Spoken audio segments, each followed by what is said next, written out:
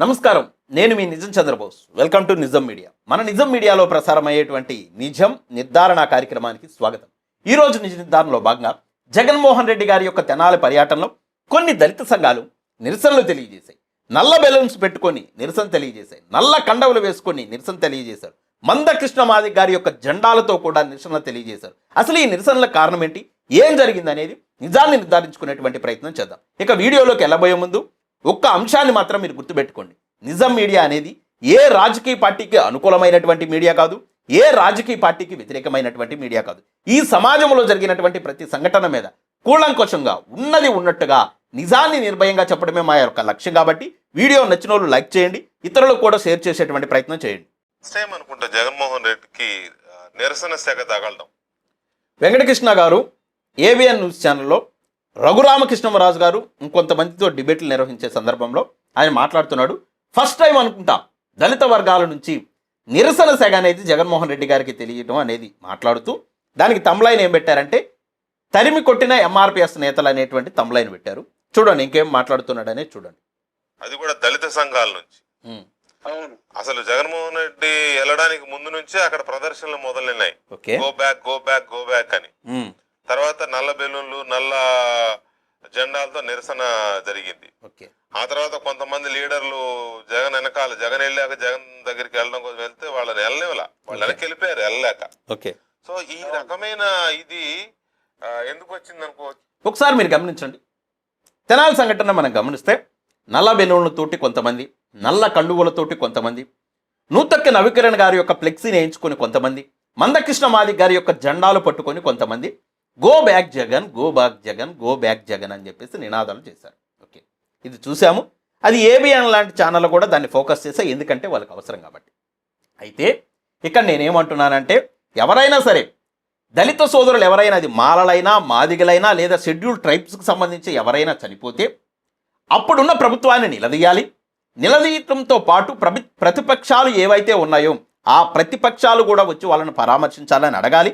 ప్రభుత్వాలకు సంబంధించినటువంటి ముఖ్యమంత్రులను కూడా డిమాండ్ చేయాలి, వాళ్ళు కూడా రావాలి. ఆ మరణాలకు సంబంధించి, ఆ దాడులకు సంబంధించి ఖచ్చితంగా న్యాయం చేయాలని చెప్పేసి అందరూ కూడా పోరాటాలు చేయాలి, వీధి పోరాటాలు చేయాలి, న్యాయ పోరాటాలు చేయాలి. అయితే ఇక్కడ నేనేమంటానంటే డెఫినెట్గా జగన్మోహన్ రెడ్డి గారి ప్రభుత్వంలో ఏమన్నా దళితుల మీద దాడులు జరిగితే ఆ దళితుల మీద జరిగినటువంటి ప్రతి దాడికి సమాధానం ఏమని, ఆ దళితుల మీద ఎవరైతే దాడులు చేశారో ఆ దాడులు చేసిన ప్రతి ఒక్కరిని మేము శిక్షిస్తామని, వాళ్ళందరూ కూడా మా లిస్టులో ఉన్నారని, దళితులకు న్యాయం చేసే ప్రభుత్వం మాది అని చెప్పేసి ఎన్డీఏ కూటమి ఎన్నికలకు ముందు అనేక రౌండ్ టేబుల్ సమావేశాలు నిర్వహించి అనేక మంది దళిత నేతల్ని ఆ సమావేశాలకు ఆహ్వానించి మందకృష్ణ మాదిగ లాంటి వాళ్ళని కూడా పిలిచి ఈ హామీలు ఇచ్చే దళితుల యొక్క ఓట్లని ఎన్డీఏ కూటమి పొందింది. ఓకే, అధికారంలోకి వచ్చింది.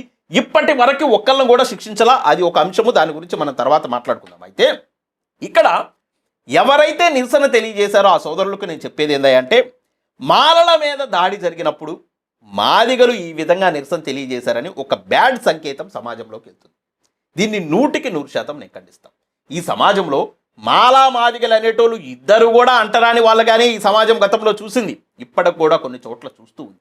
ఈ సమాజంలో ఇద్దరు కూడా ఒకే ప్రజాతులకు సంబంధించినటువంటి వ్యక్తులని ఈ సమాజం చూస్తుంది. కాకపోతే చిన్న చిన్న అరమరికలు, చిన్న చిన్న హెచ్చుతగ్గులు ఉంటే ఉండొచ్చు.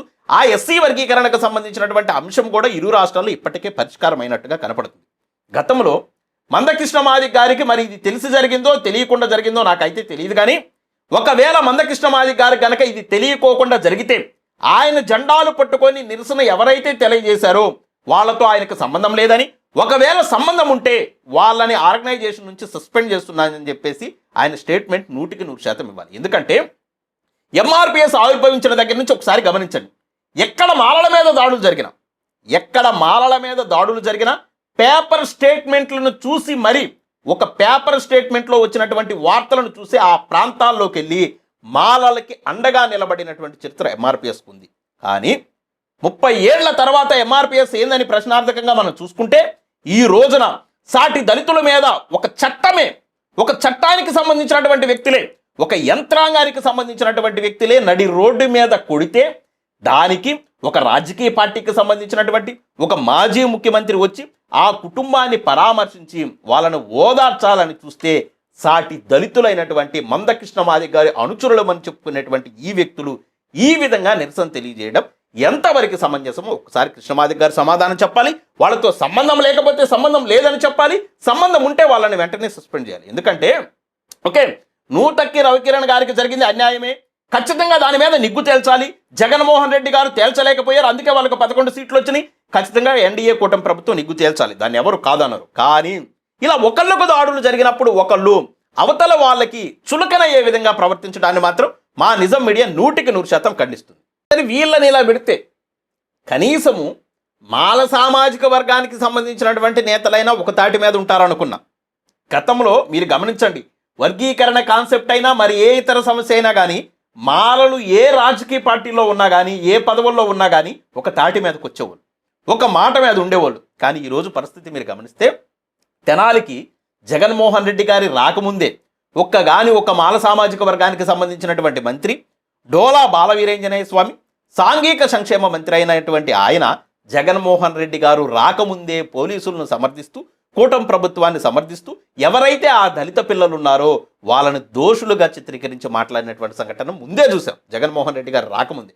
ఇక అధికార ప్రతినిధిని చెప్పుకునేటువంటి రాజేష్ మహాసేనగా గతంలో పిలువబడి ఇప్పుడు తెలుగుదేశం పార్టీకి బానిసగా పనిచేస్తున్నటువంటి ఈయన ఈ సంఘటన జరిగిన దగ్గర నుంచి ఎవరెవరైతే ఆ దళిత బిడ్డలకు అండగా ఉండాలని చూస్తున్నారో ప్రతి వ్యక్తి మీద అసత్య ప్రచారాలు, ప్రతి వ్యక్తిని దుయ్యబట్టడం ఎంతగా దిగజారిపోయాడయా అంటే తెలుగుదేశం పార్టీకి సంబంధించినటువంటి చంద్రబాబు నాయుడు గారికి ఒక బానిసలాగా ముఖ్యమైనటువంటి పెంపుడు కుక్కలాగా మారిపోయి ప్రతి వ్యక్తిని కలిసేటువంటి సందర్భంలోకి నిలిపాడు. ఎవరెవరైతే ఆ దళిత బిడ్డలకు ఈయన అండగా ఉండకపోయాడు, సాటి మాల సామాజిక వర్గానికి సంబంధించినటువంటి బిడ్డలకు అన్యాయం జరిగింది నేను మాట్లాడతాను అని మాట్లాడలేకపోయాడు. కానీ ఈ దళితుల మీద జరుగుతున్నటువంటి దమనకాండాల గురించి ఎక్కడా పెదవి విప్పటలేదు. కానీ ఎవరన్నా పెదవి విప్పి అండగా నిలబడే ప్రయత్నం చేస్తే వాళ్ళందరినీ మాత్రం ఖచ్చితంగా మనోడు దుయ్యబడుతున్నాడు, మనోడు ఒక కుక్కలాగా కలిసేటువంటి ప్రయత్నం చేస్తున్నాడు. ఇది ఎంతవరకు న్యాయమో ఎంతవరకు సమంజసమో, మీకు కనీసము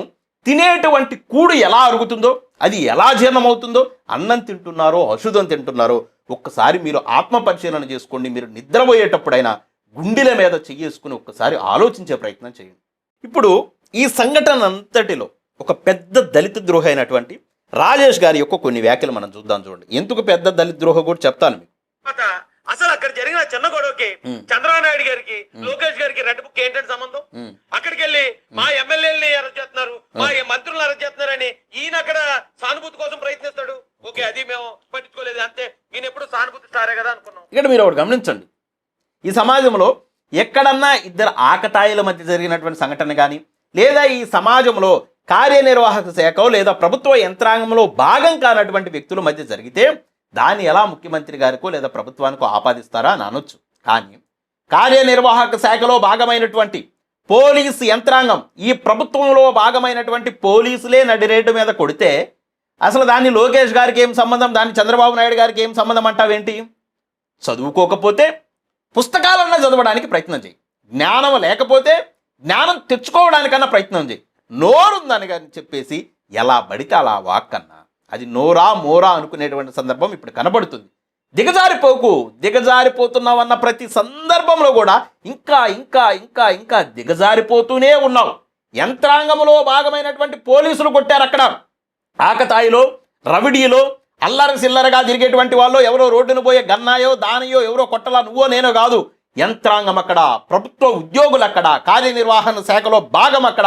ప్రజలు కష్టార్జితంలో నుంచి రూపాయి కూడబెట్టి పన్నులుగా కడితే ఆ పన్నులు జీతాలుగా ఇచ్చి రక్షక భటులుగా ఈ భారతదేశంలో ఆంధ్రప్రదేశ్ రాష్ట్రంలో మన రక్షణ కోసం మనం లాఠీలు ఇచ్చి ఏర్పాటు చేసుకున్నటువంటి పోలీస్ వ్యవస్థ కంచే చేన్ను మేసినట్టుగా మన రక్షణ కోసం మనం జీతాలు ఇచ్చి ఏర్పాటు చేసుకున్నటువంటి పోలీసు వ్యవస్థే మన బిడ్డల్ని కొడితే ఏం సంబంధమా? ఏం సంబంధం లేని వాళ్ళు ఎందుకు పరిపాలిస్తున్నారు ఈ రాష్ట్రాన్ని? నాకు అర్థం కాల. మాట్లాడక ఎలా పడితే మాట్లాడితే సమాజంలో చెల్లదు. జ్ఞానం ఉన్న వాళ్ళు ప్రశ్నిస్తారు బ్రదర్. కానీ అక్కడ అతను ఒక తప్పు మాట్లాడాడు. ఏం తప్పనా? ఈ కుర్రోళ్ళు నేర చరిత్రగలిగిన ఈ కుర్రోళ్ళతో గౌరవ నారా చంద్రబాబు నాయుడు గారిని 40 సంవత్సరాలు ఈ రాష్ట్రాన్ని కంటికి రెప్పలా కాపాడుకుంటున్న ఒక పెద్ద ఆయన తండ్రి వయసు ఉన్న వ్యక్తిని, ఆయన తండ్రి స్నేహితుడిని నిన్ను కూడా ఇలా తీసుకొచ్చి తంతే అన్నాడండి. ఆ మాట ఇప్పుడు మీరు కూడా అన్నారు. అతను అలా మాట్లాడాడని. జగన్మోహన్ రెడ్డి గారు ఈయనే చెప్తున్నాడు, తంతే అన్నాడు, తన్నమని అన్నాడు. ఓకే, ఆయన 9 కేసులు ఉన్నాయని చెప్పేసి వీళ్ళను కొట్టామంటున్నారు, ఆయన మీద కూడా ఒక 20 కేసులు ఉన్నాయి, ఆయన కూడా ఇలా తంతే అన్నాడని చెప్పేసి వీళ్ళు చెప్తున్నారు. సరే ఓకే చూడండి. పార్టీ కార్యకర్తగా అధికార ప్రతినిధిగా నాకు చాలా పెద్ద కోపం వచ్చింది సార్. మనోడికి పిచ్చ కోపం వచ్చిందంట. అలా అనేసరికి పిచ్చ కోపం వచ్చేసిందంట. మేమైతే ఒక మాట చెప్తున్నాం నిజం మీడియా తరపున, ఎవరినైనా అది చంద్రబాబు నాయుడు గారినైనా ఇంకొకళ్ళనైనా నేరం చేసినప్పుడు నేరాలకు తగ్గట్టుగా రాజ్యాంగం ప్రకారం శిక్షించాలని కోరుకుంటాం, కానీ నడి రోడ్డు మీదకి తీసుకొచ్చి కొట్టాలని ఎవరిని కోరుకోం. అది కరెక్ట్ కాదు. అది బాబాసాహెబ్ అంబేద్కర్ గారి యొక్క భావజాలానికి కూడా కరెక్ట్ కాదు, భారత రాజ్యాంగానికి కూడా కరెక్ట్ కాదు. కాబట్టి అలా కోరుకోము. అలా కొట్టాలి అని జగన్ గారు అన్నట్టయితే 100% మేము ఖండించేవాళ్ళం. అలా కొడితే, వీళ్ళను కొట్టినట్టు కొడితే అది సబబేనా అన్నారు కాబట్టి వాటిని ఖండించలేకపోయాం. చూడండి ఇంకేమంటున్నాడు. ఆయన తన్నేద్దాం, ఆయన కొట్టేద్దాం, చంపేద్దామని చాలా మంది అనుకున్నారు. అనుకున్న వాళ్ళు బాబులు అనుకున్నారు, వాళ్ళ బాబులు కన్నా బాబులు అనుకున్నారు, ల్యాండ్ మైన్లతో కూడా లేపేద్దామని చాలా పోటుగాళ్ళు అనుకున్నారు. అలా అనుకోవడం కానీ ఈ రాష్ట్రానికి ఆయన అవసరం దేవుడు గుర్తించాడు కాబట్టి ఇప్పటికి ఇంకా చక్రంలా నిలబడి ఉన్నాడు. Very good. ఆయన అలా చేద్దాం అనుకున్న వాళ్ళు అందరూ చరిత్రలో కలిసిపోయారు. జగన్ రెడ్డి గారు ఓకే, మీరు ఏదో అనుకుంటారేమో, మీ ఉల్లుడు కాక ఆయన కొట్టేద్దాం తన్నే. అంతకుముందు దోరపూడి చంద్రశేఖర్ రెడ్డి ఒకసారి అతను కూడా నిన్ను ఇగో లకారాలతో తిట్టి నిన్ను తిట్టాలని ఉంది, కొట్టాలని ఉందని, మీలాంటి వాళ్ళు అందరూ ఆయన తిట్టాలి కొట్టాలని మీ మనసులో మీరు అనుకోవడమే తప్ప నిజంగా కనుక అది ఇంప్లిమెంట్ చేస్తారు. ఇక్కడ మీరు ఒకటి గమనించండి అండి. ఇక్కడ గమనిస్తే చంద్రబాబు నాయుడు గారిని కూడా కొడితే అని అంటేనే నీకు అంత కోపం వచ్చిందే అన్నా, మీ రక్త సంబంధం కాదు, మీ బంధువు కాదు, సాటి కులం కూడా కాదు, కొడితే అంటేనే అంత కోపం వచ్చిందే.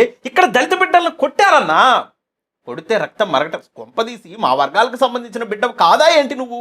మా వర్గాలకు సంబంధించినటువంటి బిడ్డవైతే కోపం రావాలి కదా, ఆవేదన రావాలి కదా, కనీసం బాధన్నా రావాలి కదా. బాధేసి అరే నేను ఆ పార్టీలో ఉన్నా, ఈ పార్టీ ఇలా చేస్తుందని నువ్వు ప్రశ్నించలేకపోయినా కాముగా ఉండాలి కదా. అలా ఉండకుండా చంద్రబాబు నాయుడు గారిని కొడితే అంటేనేమో కోపం అసలు వచ్చేస్తుంది, నర్రాలు ఉబికిపోతున్నాయి, రక్తం మరిగిపోతుంది. కానీ మళ్ళీ దళిత బిడ్డల్ని కొట్టినా కానీ నీకు కోపం రావట్లా. అసలు ఇదేం బానిసత్వం నాకు అర్థం కావట్లేదు. ఇంత బానిసత్వం ఏందో నాకు అర్థం కావట్లా, ఎందుకు ఇంత బానిసత్వం కూడా అర్థం కావట్లా. ఇకపోతే చివరిగా ఒక మాట అన్నాడు చూడండి, ఆ మాట ఏందో చూద్దాం. మిమ్మల్ని ఏదో అంటలేదు కానీ మీరు తప్ప మిగతా వాళ్ళు అందరూ ఒక్క నిమిషం దళితులు వీళ్ళ మీద దాడి జరిగితే దళితుల మీద దాడి జరిగినట్టే, అంటే దళితులందరూ గంజా కేసులు ఇరుక్కున్నారు, దళితులందరూ దొంగతనాలు చేస్తారని మా జాతిని అవమానిస్తున్నావు నువ్వు. ఎవరు నువ్వు గాని ఈ సంఘటనని దళిత జాతికి ఆపాదించే ప్రతి ఎదవని అడుగుతున్నాడు, జగన్మోహన్ రెడ్డి గారిని తప్ప మిమ్మల్ని ఏదో అంటలేదు. కానీ మీరు తప్ప మిగతా వాళ్ళు ఎవరిని అంటున్నావు? జగన్మోహన్ రెడ్డి గారిని తప్ప అన్నావు అంటే ఇతని మైండ్ సెట్ ఏంటంటే ఎవరినైనా కానీ పెద్ద స్థాయిలో ఉన్న వాళ్ళని, పెద్ద కులాలకు సంబంధించినటువంటి వ్యక్తులను అండవు. అదే దళిత సామాజిక వర్గానికి సంబంధించినటువంటి నేతలను అయితే ఖచ్చితంగా అంటాడు. అందరిని కూడా వెదవలు అంటున్నాడంట జగన్మోహన్ రెడ్డి గారిని తప్ప. ఏనా అంత చిన్న చూపా? నువ్వు కూడా ఈ వర్గాలకు సంబంధించినటువంటి బిడ్డవే కదా, లేకపోతే కాదా?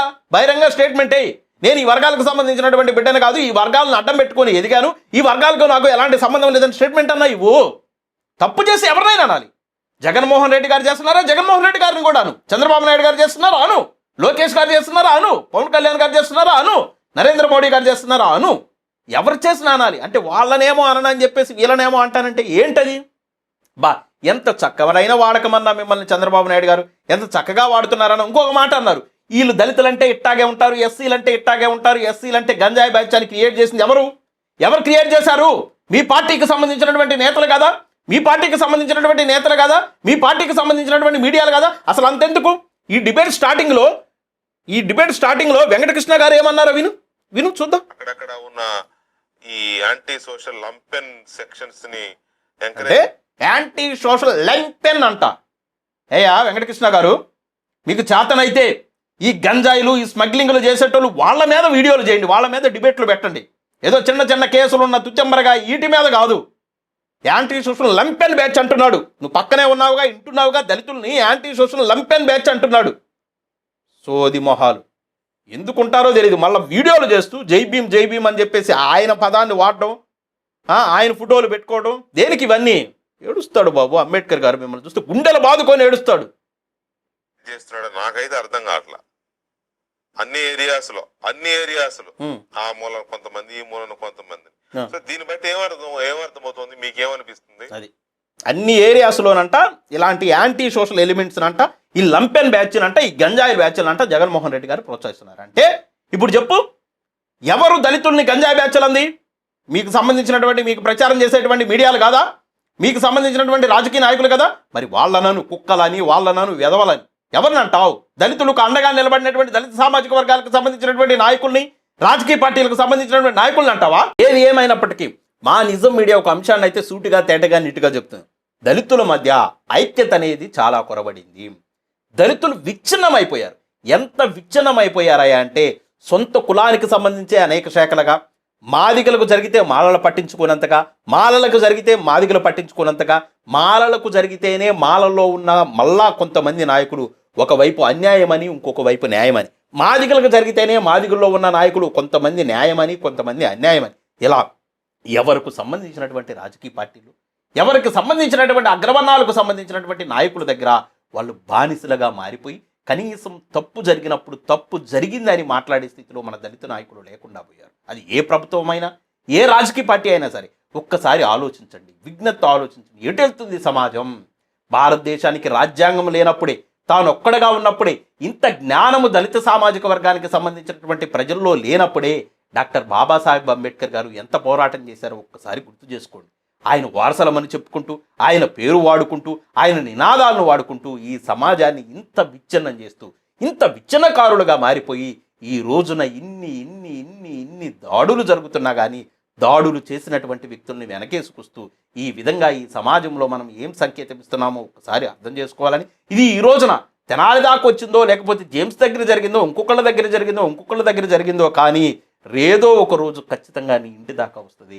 రేపు నీ ఇంటికే వచ్చి నీ తలుపు తట్టినటువంటి సందర్భంలో నీకు అర్థమవుతుంది. కాబట్టి ఇకనైనా సరే దళితుల్లో ఎదిగినటువంటి నాయకులు ముఖ్యంగా మీకు విజ్ఞప్తి చేస్తున్నా, మీకు దండం పెట్టి రిక్వెస్ట్ చేస్తున్నా, ఎందుకన్నా ఇలా చేస్తున్నారు? ఎదిగినటువంటి నాయకులు ఎందుకు ఈ జాతిని చిలబల పలవలగా చేస్తున్నారు? దయచేసి ఐక్యం కోసం ప్రయత్నం చేయండి. నాయకుడు అనేవాడు 10 మందిని కలపడానికి ప్రయత్నం చేయాలి కానీ 10 మందిని 10 విభాగాలుగా విడగొట్టడానికి ప్రయత్నం చేయకూడదని, దయచేసి ఇకనైనా దళితుల ఐక్యత కోసం మీరు పోరాడాలని, దళితులు ఐక్యం చేయకపోతే ఇలాంటి దాడులు పదే జరుగుతాయని చెప్పేసి మా నిజం మీడియా తరపున హెచ్చరిస్తూ, మా నిజం మీడియా ప్రతి సందర్భంలో కూడా ఉన్నది ఉన్నట్టు చెప్తూ నిజాన్ని నిర్భయంగా చెప్పడమే మా యొక్క లక్ష్యం. కాబట్టి మా వీడియోస్ కనుక మీకు నచ్చితే లైక్ చేయండి, షేర్ చేయండి, మన ఛానల్ సబ్స్క్రైబ్ చేసుకోండి.